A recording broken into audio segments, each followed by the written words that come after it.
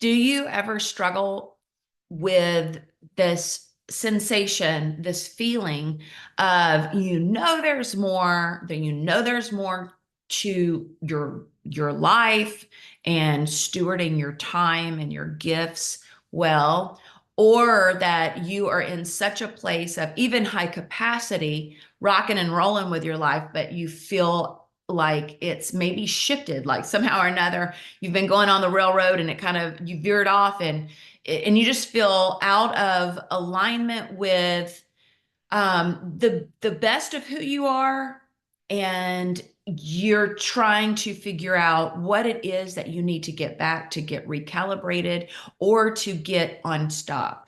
Hello, my name is Amy Ramsey. I'm really excited to have a positive conversation, a way to help you move forward. And it's discussing a framework that I've used in my own life, and thousands have used it as well.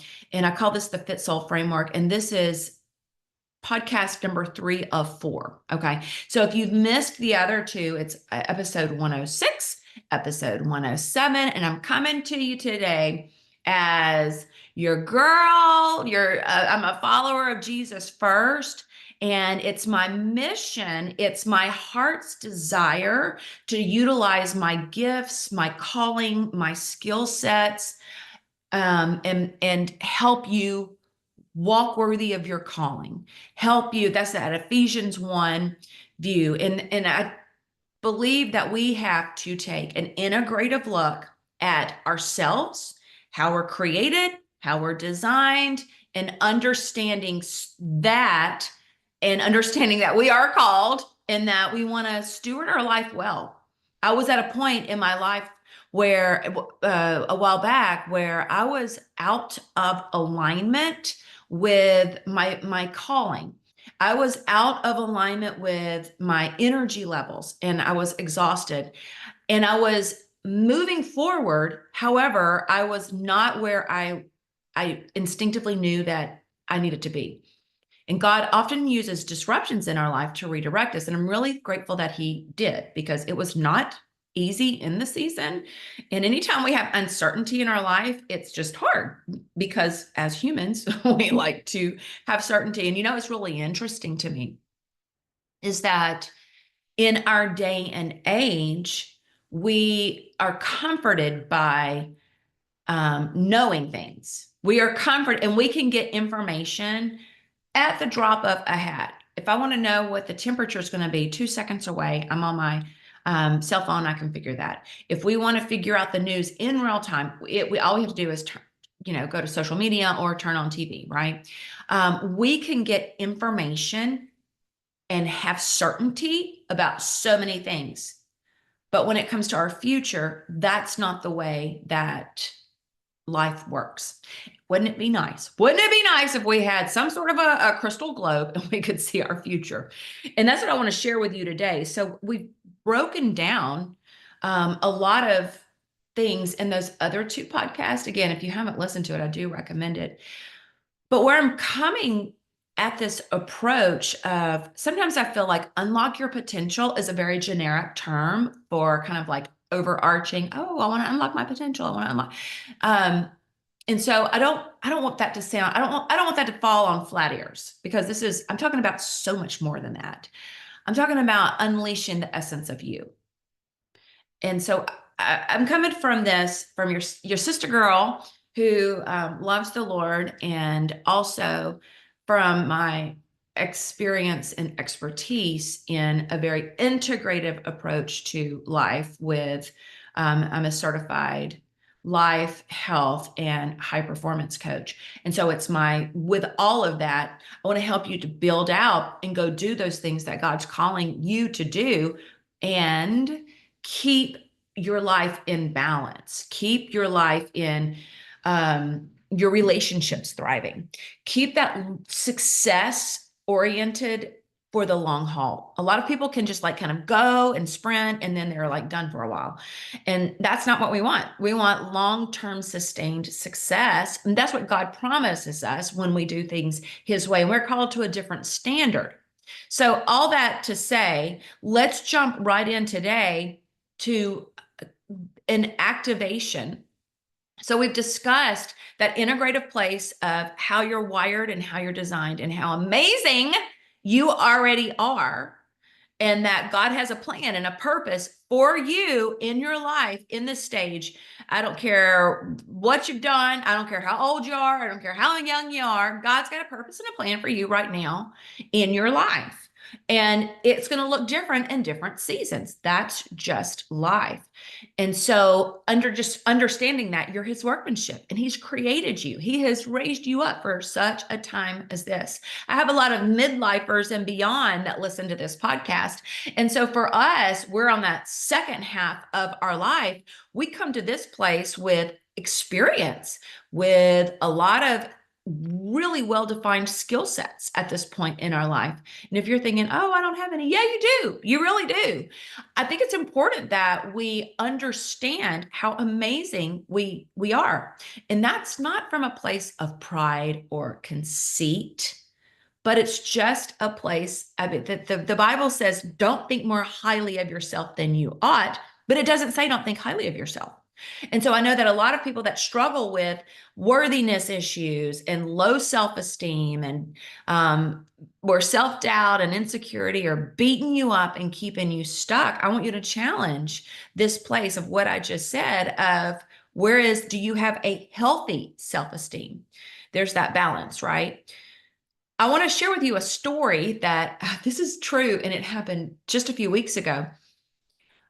I have those, probably like you, exterior lights in my yard, and we have them set on, I don't know what those things are called. I don't know electricity very well, but I know there's ones in the front, there's ones in the back, and there's a little timer to work them all.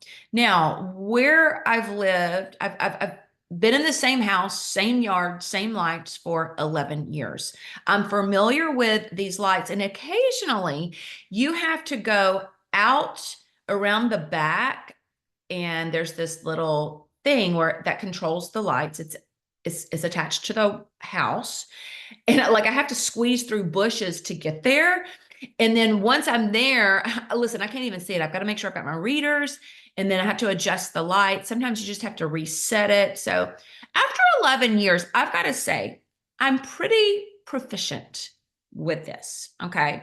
We've had a couple of issues with the lights. Sometimes the lawn people, when they're pruning or adding different things, they'll accidentally cut the exterior lights and part of them won't work. Had that happen a couple of times. Was able to identify it and figure it out and get it fixed.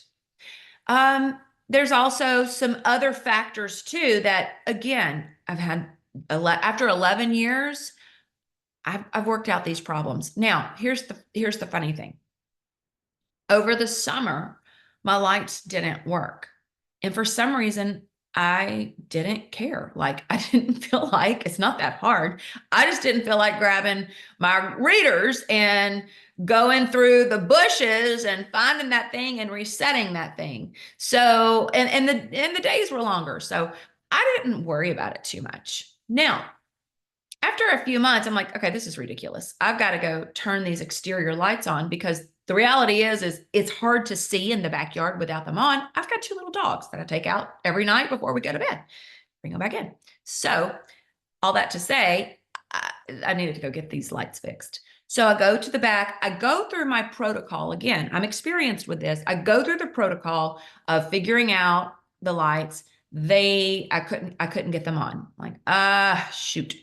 So I went ahead and called my trusted handyman who helps me do the little odds and ends around here in this house that we can't do. So called him. He came over. We're going through it and showing him how to reset it. He's actually helped me with it before, so he's familiar with it. And I want you to know that as I was there, as we were going through it, as I've paid this person to go, see, the lights in the front yard are working, but the lights in the backyard aren't. And it was so dark back there. As we're going through it all, I remembered one step that I forgot to check on. I remembered one troubleshooting step that actually really stumped me years before. And I don't know why I didn't think about it. I want you to know that by this time, I've got the handyman out and I'm trying to get this fixed. I haven't had lights in my backyard for 6 months. It's kind of embarrassing. So as he's here, I'm like, oh my gosh, wait, wait, wait, wait, wait. There's a switch inside that if it's not up, it will not produce electricity to this backyard. And this particular switch, I have taped on it and taped up so no one accidentally turns it off. It's very easy to turn it off. And as I'm running to see where that switch is, I thought to myself, oh my gosh, this is ridiculous. I went and flipped the switch on and the lights came on. It was that simple. It was that simple. And it was so nice to have the lights on again so the dogs could see. I was thinking about that situation and how much our lives are like that.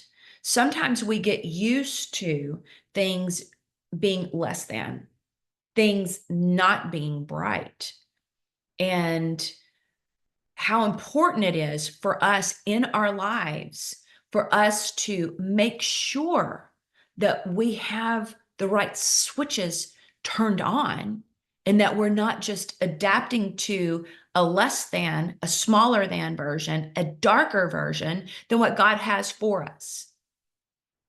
So the first part of this fit-soul framework is what I'm calling this, is your identity and your alignment. And that's in episode 107. And today I want to get to this place where it's almost this light switch that this has to be turned on. And how often it is that it's not turned on.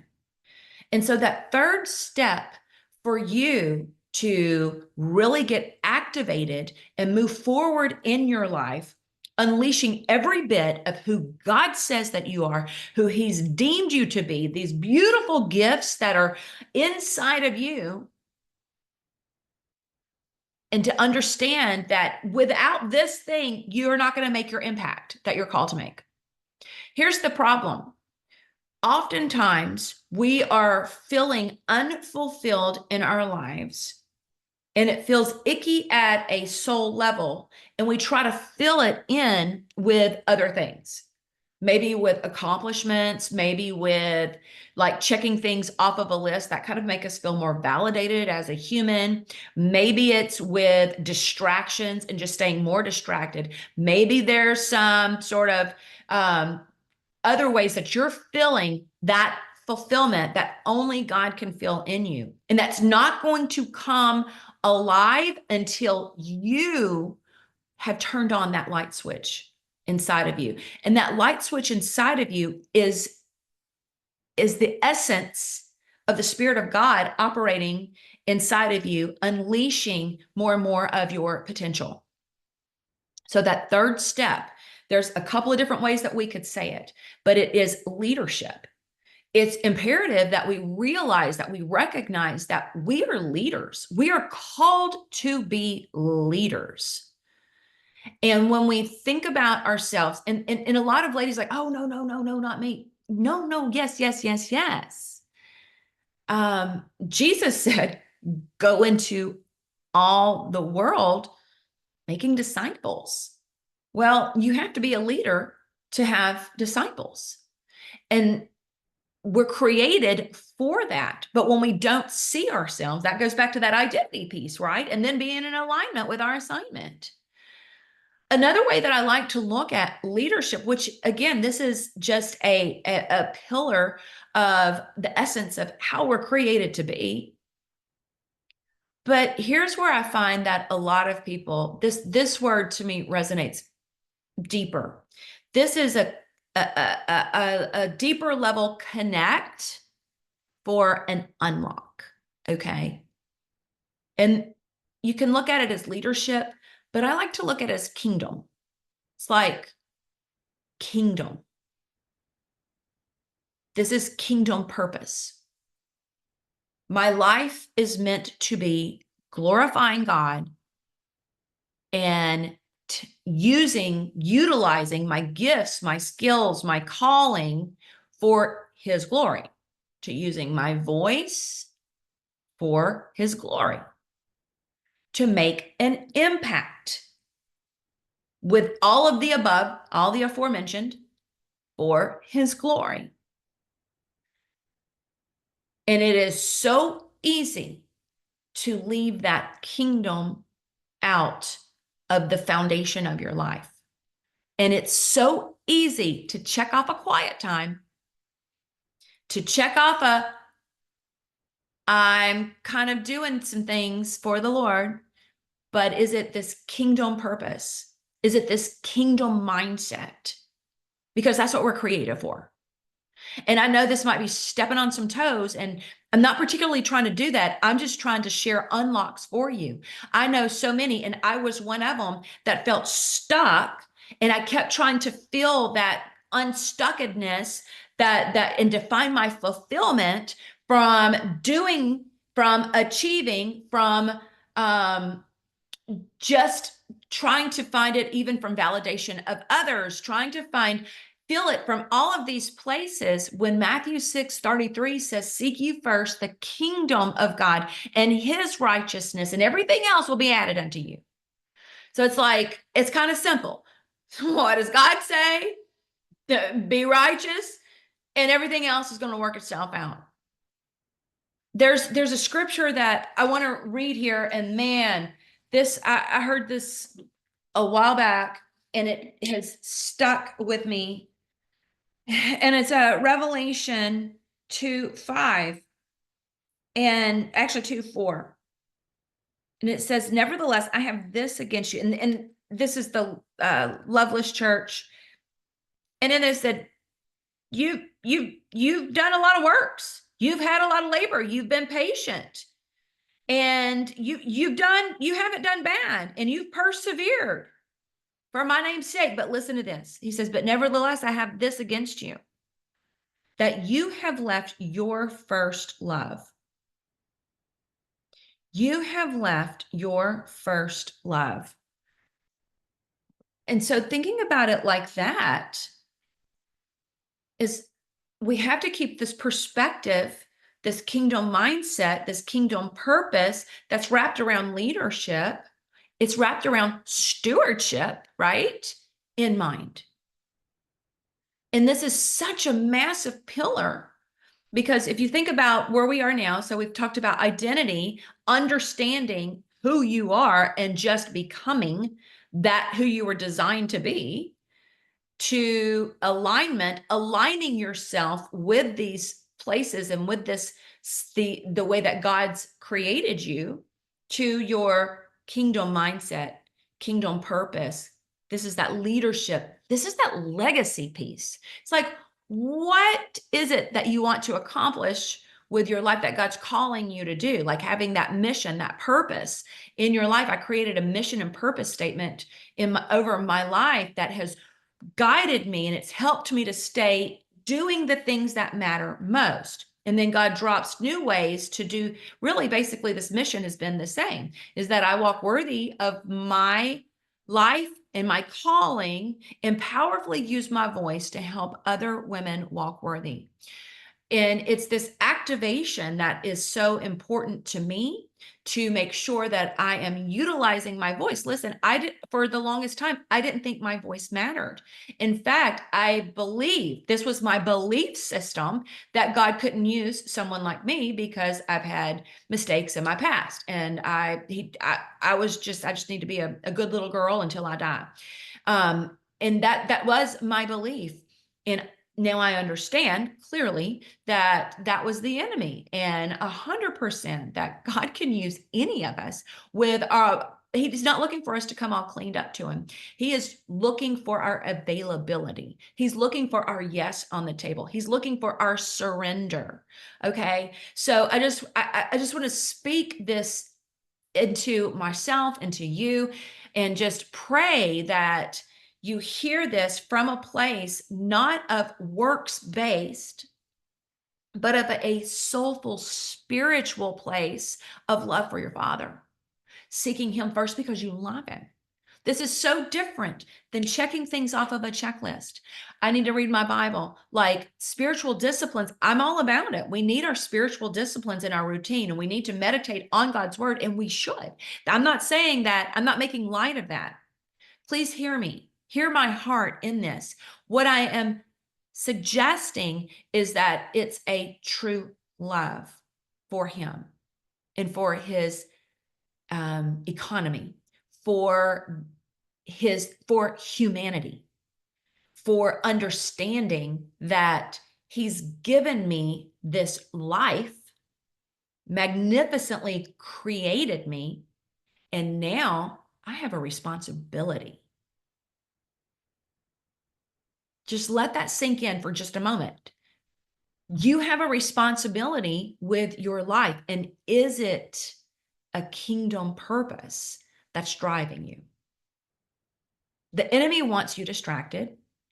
He doesn't want you to think about those things. He doesn't want you to feel worthy enough for those things. But as Jesus says in the Gospels, that the harvest is ripe, but the workers are few. And so we collectively, as iron sharpens iron. Now, this is so much of what we talk about in the Walk Worthy community is iron sharpening iron. Let's go. Let's use our voices. Let's use our actions. Let's use our lives for God's glory. What does that look like? It looks different for all of us. But it's an activation. It really is. And that last part of this fit soul foundation, so it's identity, it's alignment, it's kingdom. And this last part is you can't do any of that without this one thing. Like this one thing, I believe, is crucial. This one thing, these are all crucial pieces, but this one thing to get you activated in the right actions to get you moving forward and unstuck, this one thing is growth, is moving forward, is an understanding that we're always in this place of growth. And as long as you're in the place of growth, I'll tell you what you'll never be: stale or stagnant. When you understand really a growth mindset is a place of openness, it's a place of learning, it's a place of developing oneself, it's a place of building skill sets. It is a beautiful, beautiful place to be. It's a place of how can I get to? I shared with you just a moment ago that I was really, really, really, really stuck. And it was my belief that God couldn't use somebody like me because of my experiences in life and because of where I was. Okay.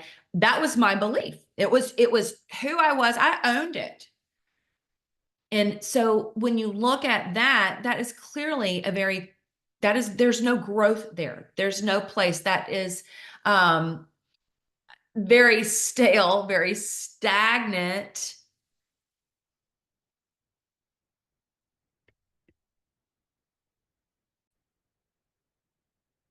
I'm sorry, I had to mute that. The dogs got loud. Real life here, y'all. Okay, a growth mindset versus a fixed mindset. And what is different about that? It's like the difference between scarcity versus abundance. God came for us to have an abundant life. And when we don't apply that, even for our own life, then we're going to fall back into just this place of being stagnant. When we don't understand that there is a hopeful future for me. I love that Proverbs 31, the Proverbs 31 woman smiles at the future. She smiles. I'm sure she don't know what's coming all the time. You know, we get stuck in our uncertainties and fretting and anxiety. Listen, I'm guilty of this. Anxious and worried and fretting and da da da da da da. And she smiles at the future. It's like this recalibration. But what is it for growth? I love a couple of things here. I want to just kind of compare a growth mindset versus a fixed mindset.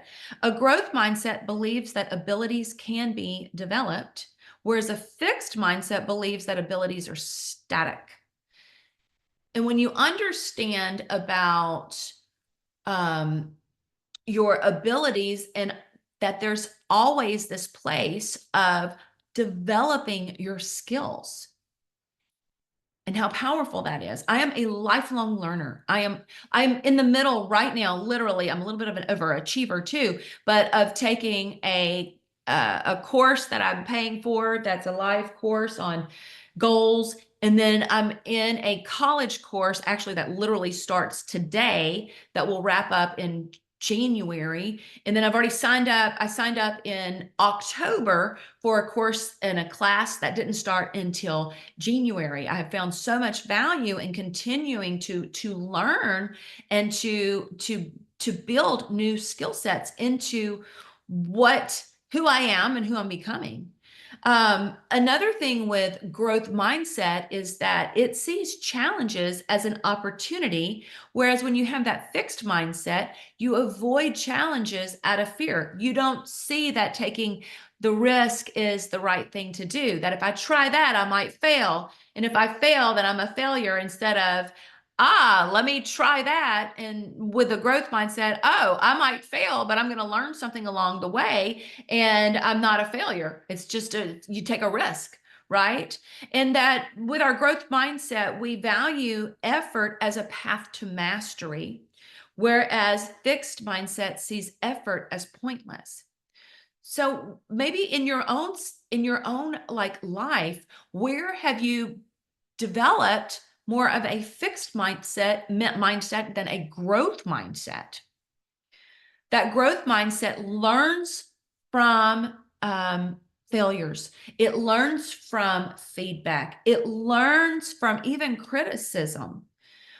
That growth mindset focuses on growth and potential, whereas a fixed mindset is going to focus on limitations and failure.